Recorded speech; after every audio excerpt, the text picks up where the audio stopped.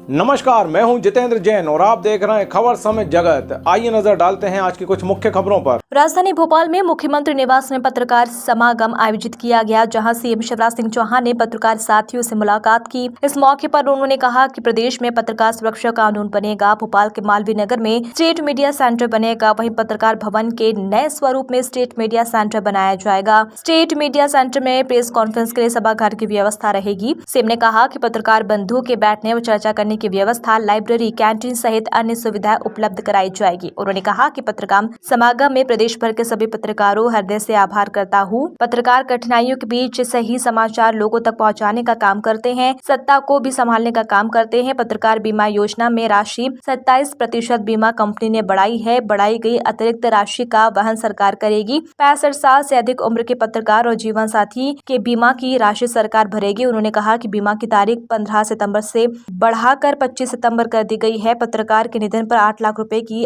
आर्थिक सहायता दी जाएगी। साधारण बीमारी पर 40,000 और गंभीर बीमारी पर 1 लाख की सहायता राशि दी जाएगी। पत्रकारों के बच्चों की शिक्षा पर लोन 5% अनुदान भी मिलेगा। वरिष्ठ पत्रकारों को पत्रकार वार्ता और अन्य गतिविधियों के लिए सुविधाएं वर्तमान परिस्थितियों में जो आवश्यक है, या ये कहूं कि अत्याधुनिक सुविधाएं भी विकसित की जाए, जिससे हमारी पत्रकारिता का काम आसान हो सके। तो पत्रकार भवन तत्काल ही हमने फैसला किया है कि उसके निर्माण का काम भी शुरू करेंगे और स्टेट मीडिया सेंटर का दर्जा देंगे। बैठने की व्यवस्था, चर्चा करने का स्थान, लाइब्रेरी, कैंटीन और क्या क्या आवश्यकताएं हो सकती है, एक सभागार की व्यवस्था भी ठीक से उसको, उन सब सुविधाओं को विकसित करने का काम किया जाएगा। बीमा कंपनी ने इस बार जो प्रीमियम की राशि है वो बढ़ा के 27%, 27% की उसमें बढ़ोतरी की है। अब मैं जानता हूं कि इतनी बढ़ी हुई, इतना बढ़ा हुआ प्रीमियम देना कई मित्रों के लिए कठिनाई पैदा करेगा। इसलिए हमने तय किया है कि प्रीमियम की राशि जो पिछले साल थी उतनी ही ली जाएगी। जो बढ़ा हुआ भार है अतिरिक्त, वो राज्य सरकार वहन करने का काम करेगी, ताकि पत्रकार मित्र इसमें कठिनाई का सामना न कर पाए। वो सही समाचार जनता तक पहुंचाने का भरपूर प्रयत्न करते हैं और आप भी हैं जो सत्ता को भी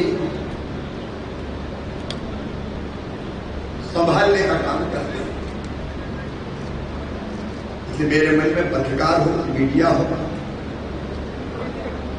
उनके लिए बहुत आदर का स्थान है।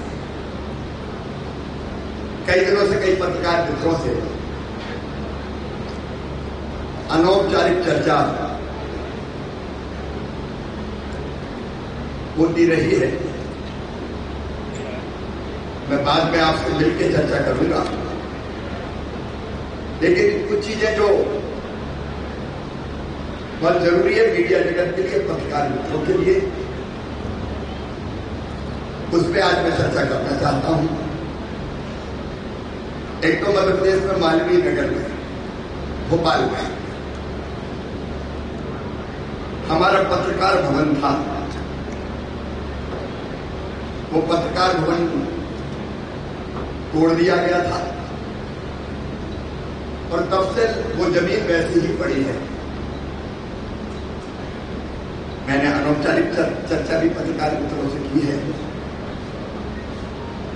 सबके मन में ये क्या है कि वो पत्रकार भवन बने, वो पत्रकार भवन बने, लेकिन उसको नया स्वरूप देने का संकल्प मन में आया है।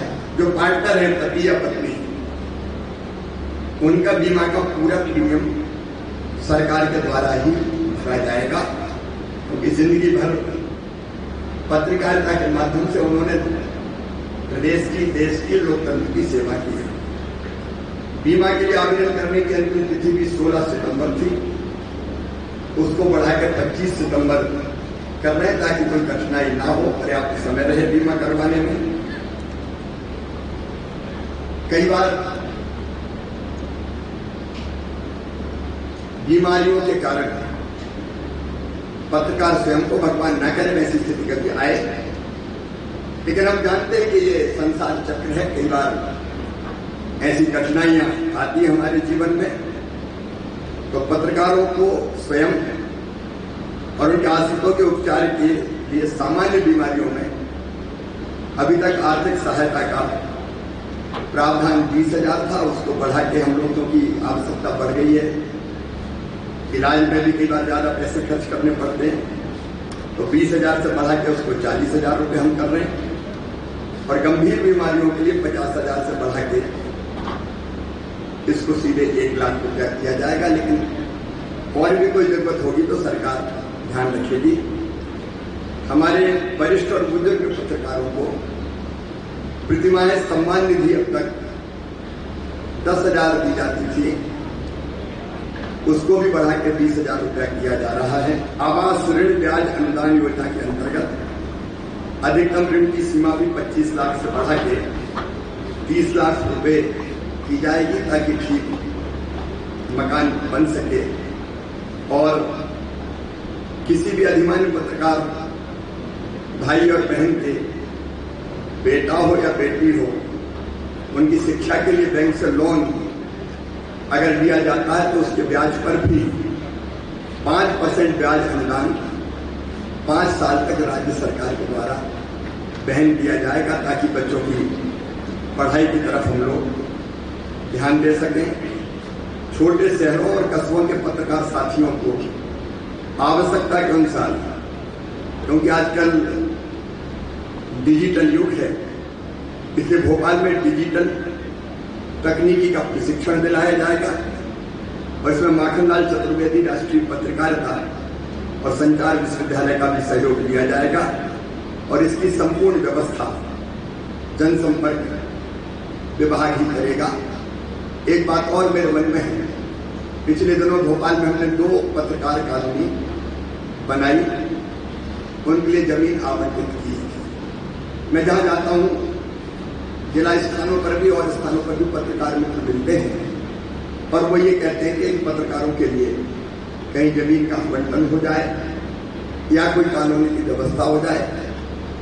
माननीय सर्वोच्च न्यायालय के फैसले के कारण कुछ कठिनाइयां बीच में आई है, लेकिन हम रास्ता निकालकर जहां ऐसी हमारी सोसाइटी है, उनको पत्रकारों को, सोसाइटी को जमीन देने की हम व्यवस्था करेंगे। उसके लीगल जो भी रास्ता होगा वो निकाल के, ताकि भोपाल जैसी बाकी जगह भी जहां जहां आवश्यकता है धीरे धीरे पत्रकारों के मकान एक कॉलोनी में बनाने की व्यवस्था की जा सके।